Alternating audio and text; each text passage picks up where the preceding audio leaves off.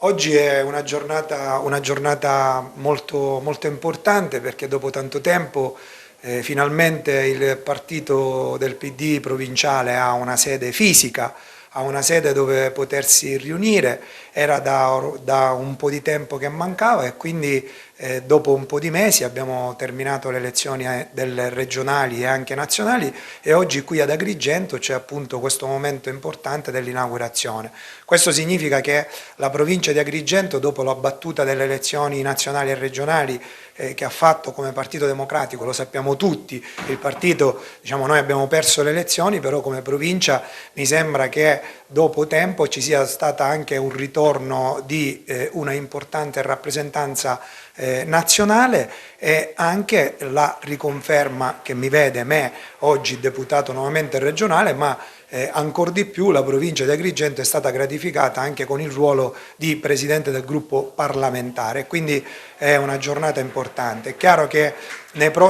prossime settimane e nei prossimi mesi siamo sicuri di essere all'opposizione del governo regionale e nazionale, faremo la nostra opposizione sempre in modo puntuale, è un'opposizione che noi vogliamo portare avanti intransigente ma costruttiva e questo serve proprio a dare quel miglioramento per il nostro territorio della provincia di Agrigento che comunque ancora oggi, dopo diversi governi del centrodestra, rimane ultima nei fanalini di coda delle province e noi come su tutte dobbiamo portare avanti quella famosa e continua battaglia della viabilità della Castelvetrano Gela, che è un qualcosa che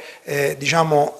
che prima di tutte le altre cose questa è la battaglia madre che noi vorremmo portare avanti come Partito Democratico.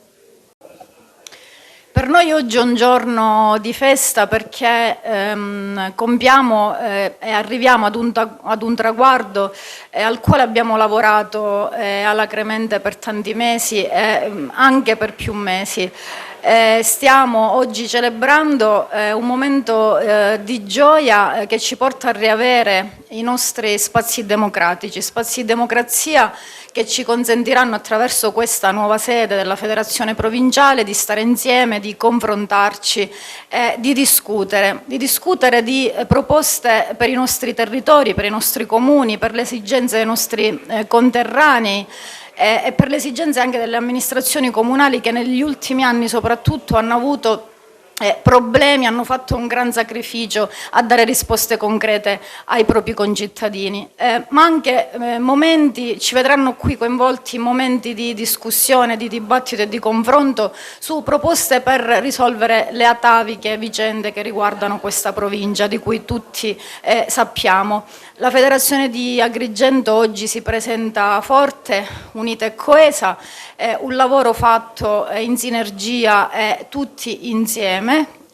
ma soprattutto dal segretario provinciale della Federazione Simone Di Paola, a cui va certamente il nostro supporto e anche i nostri complimenti per il lavoro che insieme a noi ha fatto. Esce ancora più forte in questa fase perché dopo le elezioni regionali e le elezioni politiche